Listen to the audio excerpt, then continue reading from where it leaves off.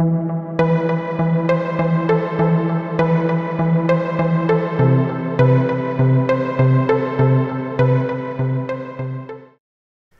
to the Jump Off Point. I am Sly. I'm the Chief. And I'm Kessel Run Spook. And we have just watched Solo, a Star Wars story. Let's go first with general impressions. Chief, what did you think of Solo? I go first here. All right. Okay. I thought it was okay. I thought it was competent. It was a thing that I could best way that I could describe it. It didn't offend me in any way. I didn't think it was fantastic, but it was watchable. Were you conscious? I was conscious. Look, it didn't offend me like the other two Star Wars films. Three. Yeah, well, the other three. But where I wanted to put my fist through the screen, this was just a competent, competent okay film. All right, Spook. I've got a bad feeling about this. I'll start off. I agree. I don't think it was offensive or anything like that. But then when you stare at a screen and there's a vacuum staring back at you for 2 hours, that's pretty much nothing to be offended at. That was just an absolute nothing of a movie. Disney safe. That's what I say. It's a Disney safe, competent film. It's just dull. To make a lot of money, basically. I mean, Christ, at one point there, everything was just exploding with such frequency. I was thinking, I don't know fuck what's going on anymore. I just want to blow stuff up. Okay, so for me, I actually didn't mind it. I thought it had some really good emotional beats toward the end. I have a major problem, or two major problems, with it. And we were talking before about Fast Awakens, and you were saying there's no one like Rey in a movie. You're wrong. Han Solo is exactly like Rey in this movie. He knows how to speak Wookiee. He can fly anything. He's an insane soldier warrior. He's always confident and cocky. He's never scared at any point. Everything he needed to do in his story, he did. And it just shitted me because when, they're talking about it's a prequel story, really. The problem with that is it has a lot of good circumstantial nods about how he got the gun, how he met Chewie and all that sort of stuff. But he was given to us fully formed from the very opening scene. That was the Han Solo we knew from A New Hope. A young Han Solo, yeah. Yeah, nothing changed. And I've been thinking we started on the way he got the name Solo, which was just fucking ridiculous. But nothing happened in the movie which shaped the person he became. He was just that from the beginning. And that's, I reckon, the biggest fuck up in this whole story. It's you've really done nothing to show us about this character's journey. And I know there'll probably be another 19 of these movies, but you're not going anywhere with them where you're actually going to shape the character. I mean, so what did you think about the character? Knowing who he is, we'll discount the new trilogy and just look at the original trilogy. So we know who Han Solo is. What did you think of Han Solo Jr.? He was Han Solo Senior, but in a young man's body. It was a heist film.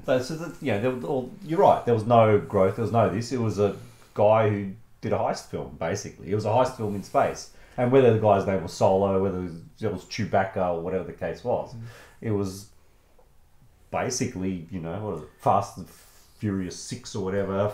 In space. In space, that's what it was. Lots of car chases, ship chases, a lot of explosions. A lot of things that you would never thought of, and, Tell them about the explosions. Well, what do you think of young Han, Spook? Am I looking at the character or the actor? No, the character. We will look at the actor. I'd like to say that there were elements there that I recognised from Han from the original trilogy, but I'd be lying if I said there was. He had a gun, he wore jackets, and he flew a ship. Well, I would have actually liked, if he... That's pretty much all I can remember. So when he enrolled in the Imperial Navy, and then in the next scene he's in the infantry, and so they just jumped a major development point. I would have actually liked to see him learn to fly. I would have liked to see him... Did he actually get into the Imperial Navy? Because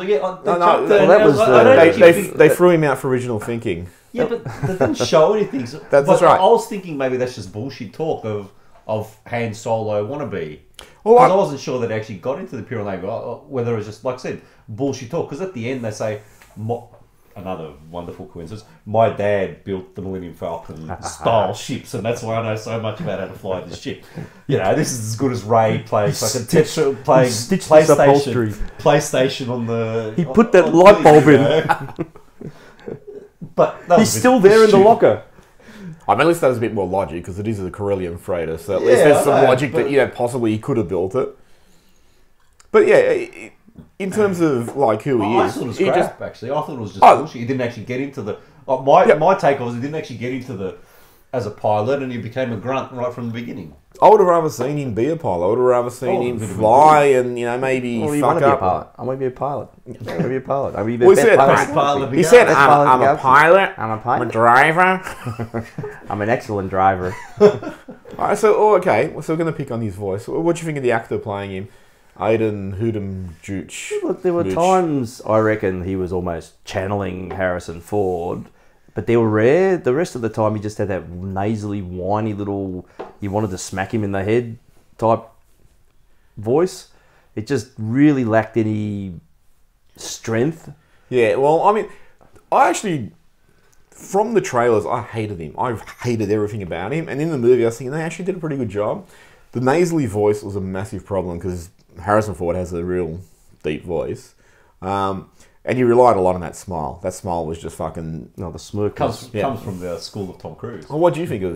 I thought it was alright. I thought he was serviceable in the role. I didn't pick up anything other than that he did the job. Basically, he did a job. He did a few good things. He he wasn't terrible. He was competent. yeah, but I thought what we saw in the trailer, I thought, shit, he's going to be the worst thing about this, and he wasn't, which was encouraging. Well, let's look at some of the other characters that we know of from the original trilogy. I think it's important to talk about him today because I'll have forgotten him by tomorrow. Lando, played by someone, Donald Glover. Harry Glover, Donald Glover, Donald Pleasance. What was his name? Donald Glover, isn't it? Something like A that. young woman. Danny Glover? Danny Glover could have been Danny Glover. Should have said I'm getting too old for this shit at some point. Like that's how That I'm is the feeling. same name, isn't it? No, it's Donald. Donald. Oh, this is Donald. Oh. Yep. Okay. So what do you think of him? Yeah, I think he did alright. It's as the foppish style Billy D. Williams, a younger version of. Although the stupid storyline with his falling in love with his robot was just. Was he in love with his robot? Or was that the robot's misperception? No, look at the end when the robot nearly died and he's like just about kissing the robot, giving it a kiss goodbye. Let's not forget in it. the end. In this That's how universe, stupid it was. Poe loves his robot too. He's like a dog. He's like Scratches. It's a big- Scratches it's a big Disney thing. There's lots of that was just stupid. That Honestly, droid in itself was irritating beyond belief. I was happy when it got shot. Yeah. But I reckon, It was just stupid. obviously, we deviated from Donald Pleasance for a minute. But there's that line that 3PO says when they're trying to repair the hyperdrive in Empire, and he says, "I don't know where the ship's computer's dialogue I come thought about from." that, yeah. Oh, okay.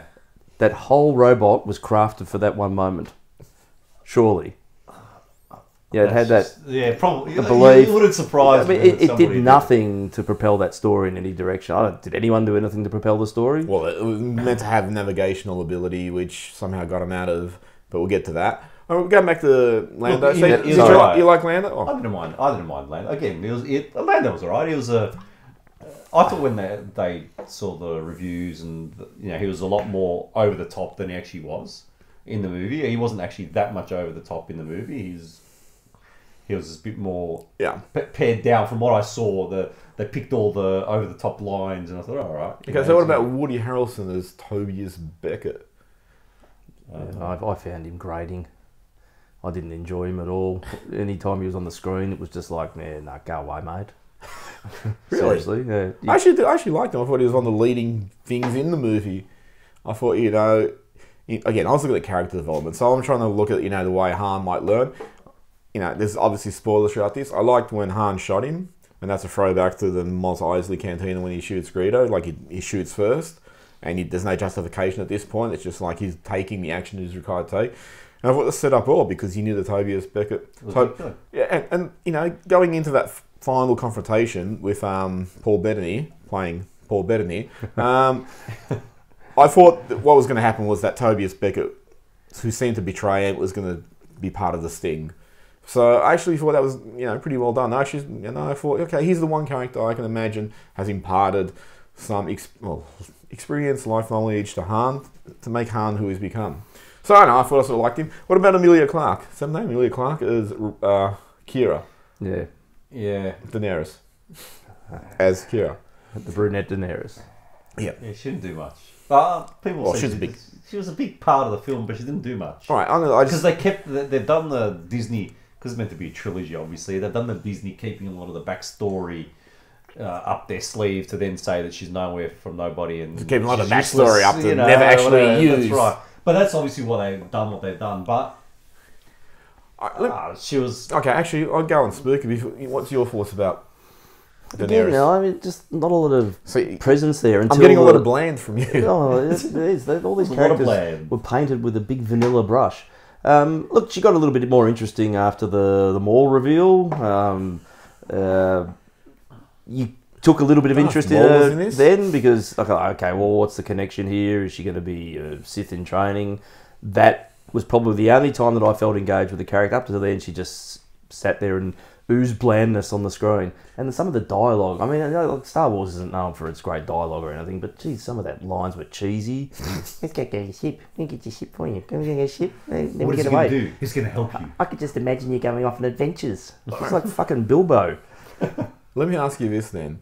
All right, so Han joins Tobias Beckett's crew, and they try and steal this coaxium off a... Fuel. Remember, Yeah. fuel. Oh, Yeah, hyperfuel, they're bringing hyperfuel, the guy, they're bringing the hyperfuel. Star Wars is all now It's about all hyperfuel. Yes, that's right. off a train. What the fuck was that train about at any rate? Apparently, there's a lot of mountains it's got to traverse. But you live in an era of spaceships. Can't you just put all the cargo in a spaceship and you No, fly it no. to where you want to go? Why are you the picking fuck? holes in Yeah, this film? my God. But it just didn't make sense. Why would you have this train? Not only does it fucking snake at the top of mountains everywhere and then do these fucking little flips and stuff, why was it needed? Why wouldn't you just fly it? I mean, once you leave the planet, you fly it everywhere. You know what's really funny too is like they establish how unstable the coaxium is, and this fucking train's just swiveling and spinning sharply and all that. But anyway, they try and rob this train. The robbery goes to shit, and they go to report this to Paul Bettany, playing Paul Bettany, and who happens to be there but Kira, in all of space. He just happens to bump into Kira. I was just gonna, they had to bring her in somehow. This one, the land of wonderful coincidences, universe of wonderful coincidences. They just brought, of course. That's the most massive coincidence in course any it Star is. Wars history. It's the whole galaxy. She comes from Corellia. Oh, which one's bigger? Oh, mate, all of movie too. He had a quest there to go back and save her, and his whole plan to save her was just unhinged in that moment. So it's just a waste of fucking time. If he'd succeeded and gone back, what the fuck is she? She's gone. What a waste of my life. 3 years I spent looking for this. And then chase her down. Yeah. I should actually just throw in because one character I did forget. I totally Chewie. no, two characters I totally forget. Forgot. Sorry, I'll just throw back to these. The four-armed guy. What's his name? Rio, Yeah, Rio. played by or voiced by Jon Favreau. Was it? Yep.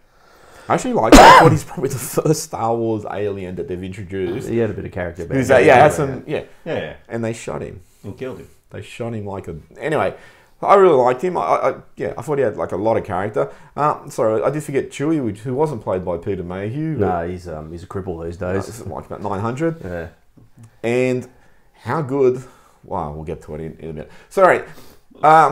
The heist goes to shit. They go, well, we're going to have a new heist. We're going to go to this fucking planet and steal the coaxium when it's still raw and then ship it somewhere to be Refined. refined and then sell it back. Now, at this stage, it's the whole... There's a big sting operation sort of in place. You know, they want to steal it to save their own necks, but then they develop morality because they find the people they're trying to... not steal it from, but the people who are trying to beat to the robbery are actually the foundation of what we all know as The rebellion. the No, rebellion. not trying to beat to the robbery. They did the whole robbery, Yeah. and then right at the But end. they're trying to... No, But they were trying to steal the It was same thing too. stupid. Yeah. So that's it. That was stupid. Stupid. You too. You know, the whole wrap around, oh, Han, join us. We're starting the rebellion and come and join us. And then at the end, it's just stupid. It's stupid. So I don't get the timeline in this stuff Yeah, I don't though. know either, It's like because you saw young Leia in that. What's that other thing they did? The Rogue Nation. What was it? Rogue One. Rogue Done.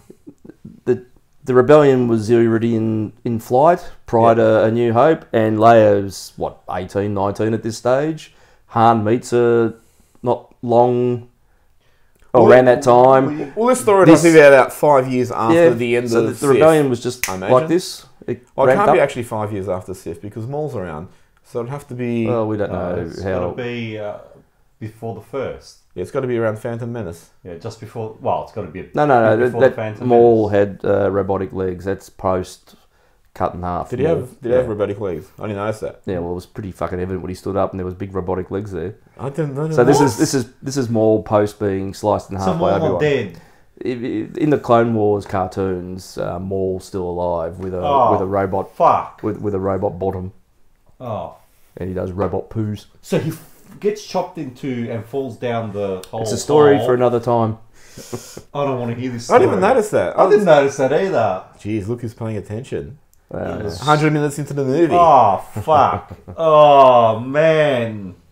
Can't they fucking put a proper story together? That was not bad, but that's just cool. See, Maul's a prominent figure in that Rebels and Clone Wars cartoon series, so I don't know whether that's a kick-off like that other guy that was in Rogue Nation, the bearded guy. What was his name? Sorry, man. Yeah. Yeah. Whatever. So where does Rebels fit there from the Count timeline? Dooku. No. The guy who in Rogue One, where instead of running to the ship with you, I'll just stand here and die. That was all of them. F. Murray Abraham. What's his name? Tom. One of the lazy guy. Oh, Forrest Whitaker. Forrest Whitaker. That's him. Yes. It's an informative review. This one. We're finding out as you go. Now. All right. Actually, let me throw back to something else. You mentioned this in the Because that drive. was a character from Clone time. Wars. Was my point I was trying to make. So. Right. So does Clone Wars appear... Clone Wars, I think, is canonical and now inside of this universe. So Clone Wars is set in between the second and the third. Of So the Dooku... prequels.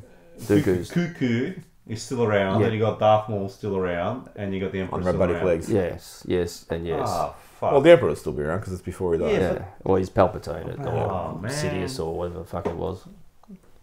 Who thinks this is fucking stupid? They just kill everything, don't they? They got no fucking originality Wow. or idea. Well, I gotta say, They- I've pretty much seen all the Clone Wars, and it's a pretty good series. A lot of that you stuff. just tainted me with that fucking thing. yeah, You know, but that's the- just stupid. To make that as a statement, it sounds ridiculous, but the story around it is not Ridiculous. too bad. No, it's not too bad. So, all right, sorry, go on. So how did he survive getting chopped in half and falling down the, I don't know, 4 billion, 4,000 feet drop with his head going, Oh, he's got the Force. he's fucking half dead. That's not how the Force works. Ah, fuck. Sorry, It's, sorry, viewers. It is quite a complex thing to sort of explain, but I thought it was done relatively well in Clone Wars.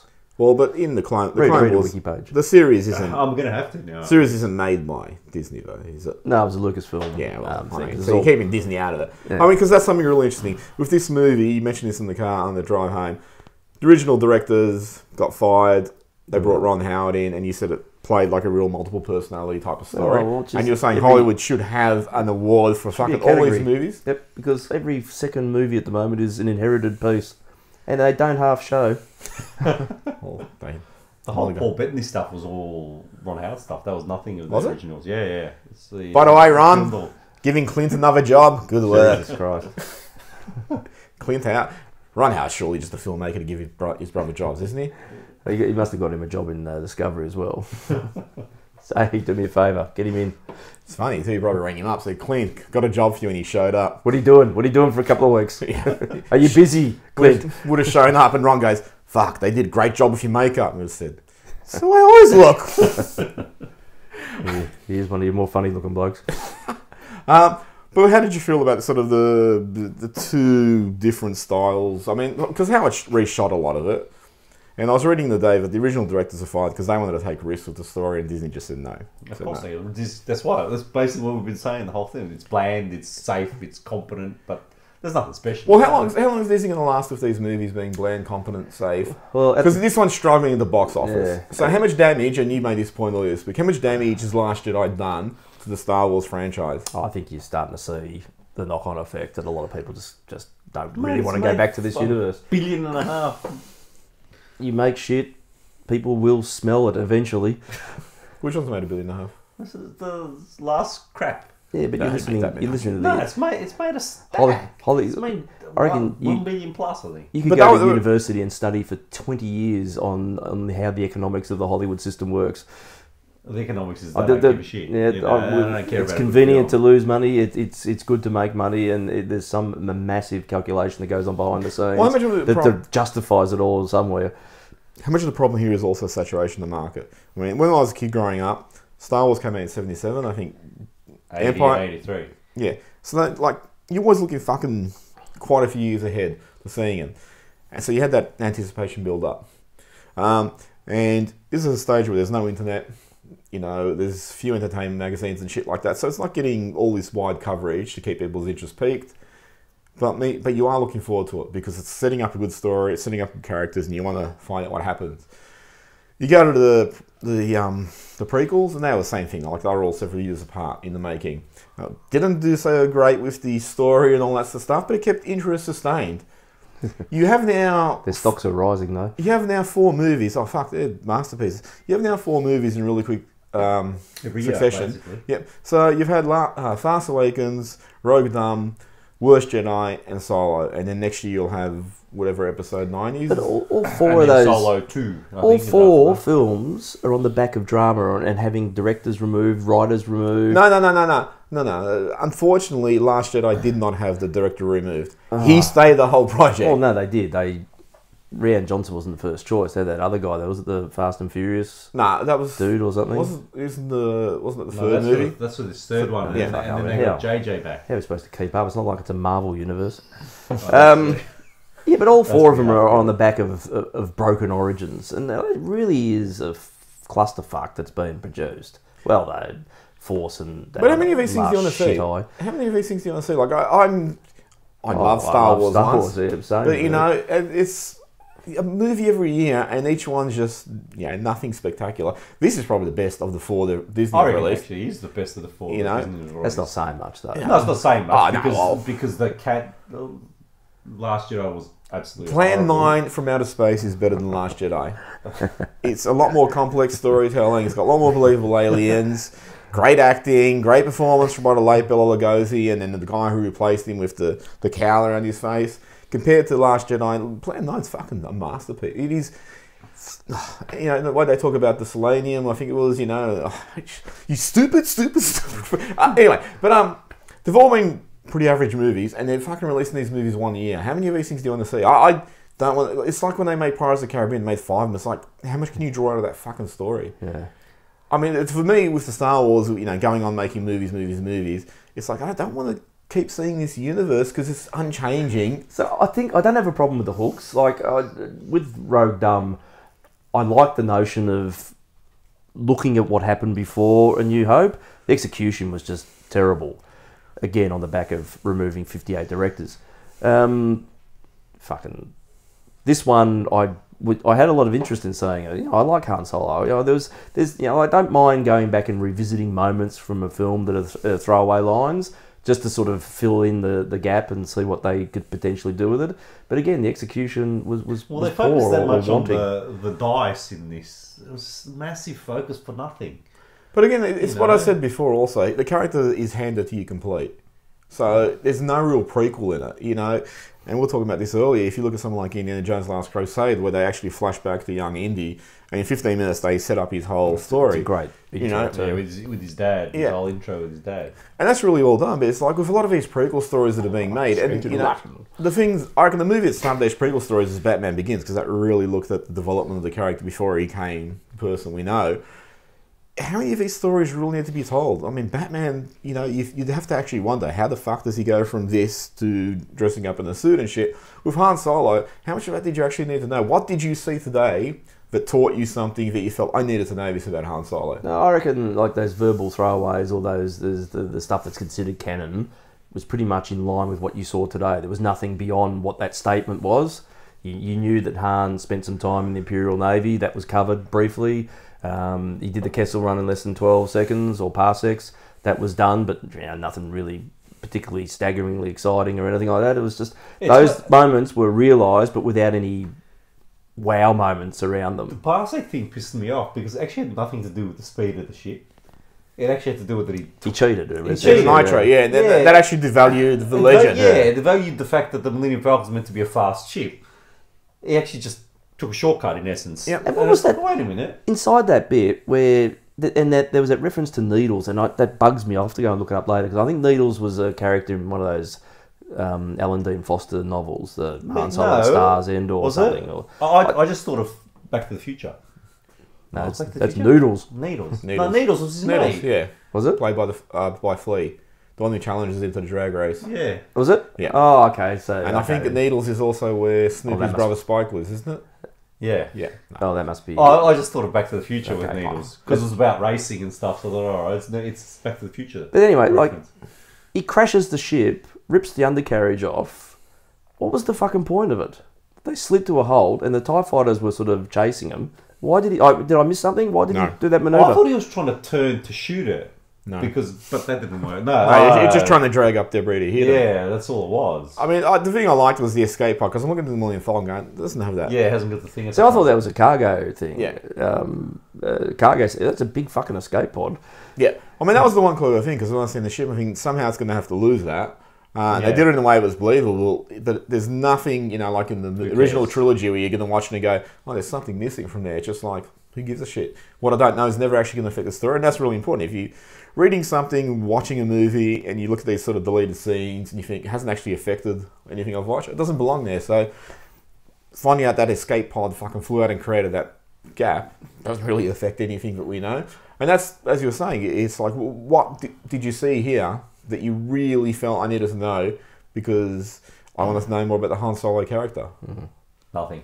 Well, that's the problem there. You should actually be adding something to his canon.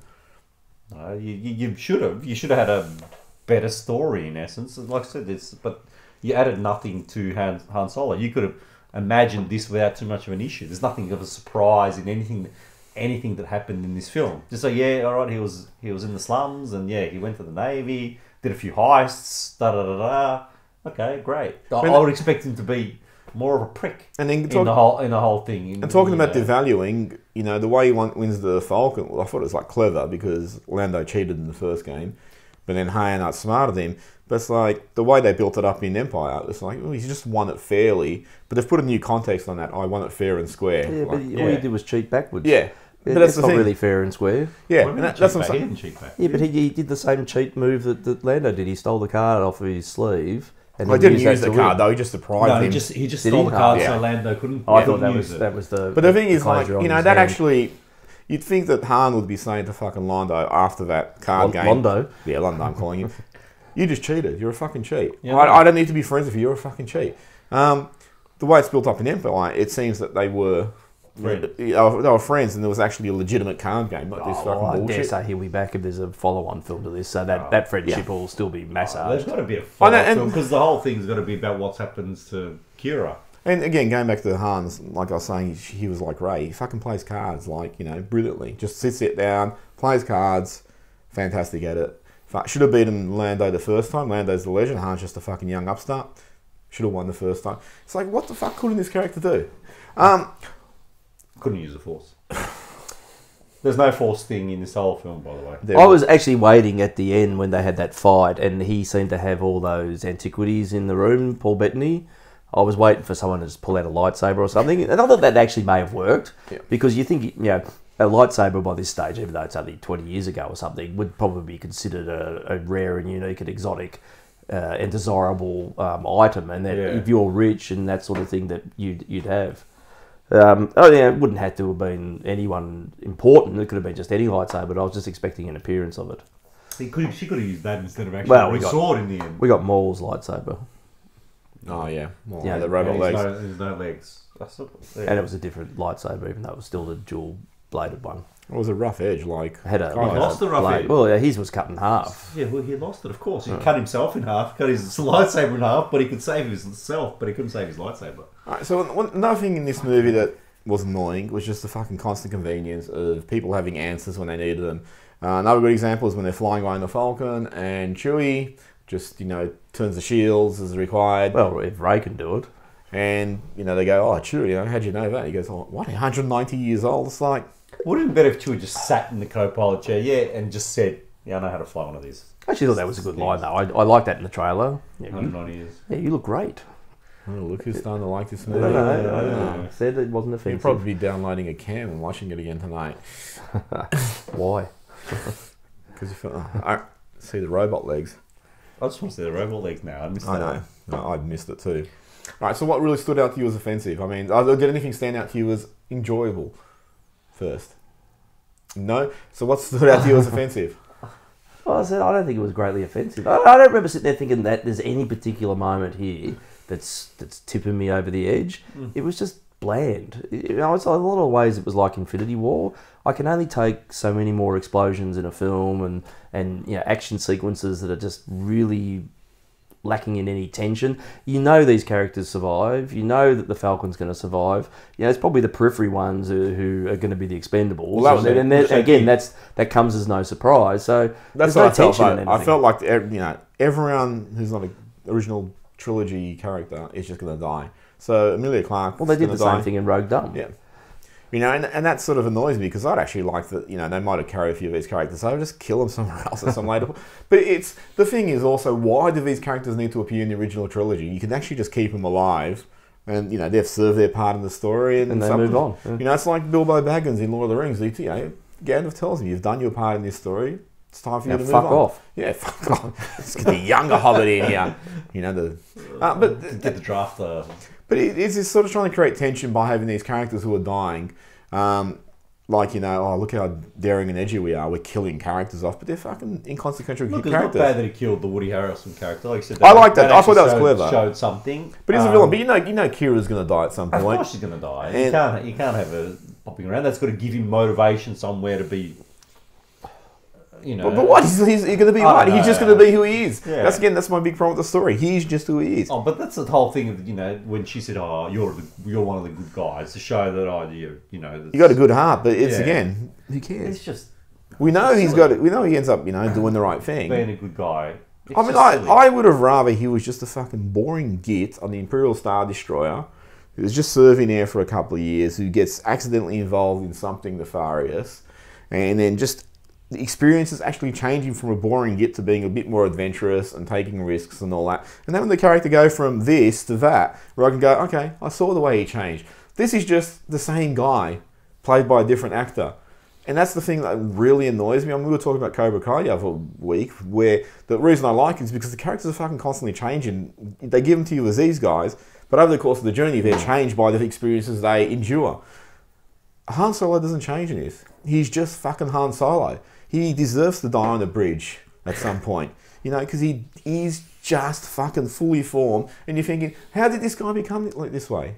That's what I was curious about, and they didn't answer that. He was that way from the beginning. When he fucking faced the lizard and he threw fuck, what a prick of a scene where he has the rock and he goes, I got the thermal damage, mate. And again, that's a nod to Return of the Jedi, you know. But it's like, who would be that stupid? And again, later on when he faces the Marauders and he's going, we've got 25 people in that ship over there, you know, who are just ready to come out, and then the ship takes off. It's like, is Han meant to be, you know, a fucking moron who's coming up with these ridiculous get smart like plans to, you know, to get out of situations? So that really sort of shitted me. I thought they should have done a lot more with the character.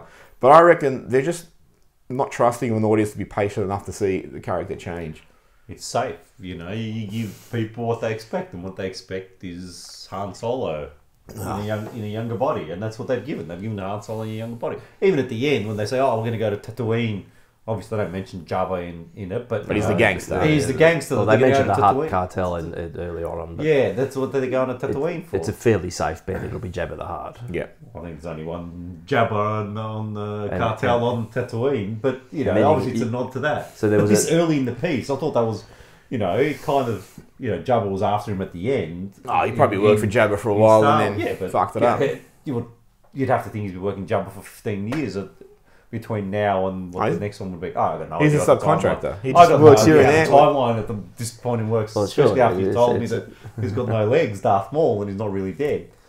But yeah, it's bland. It's just a very safe Disney film, and I would have been interested to see the original directors and what they actually did with it. So, you know, We'll try to do with it. Yeah, we'll try to do with it because you reel out Ron Howard to give you what you've just seen.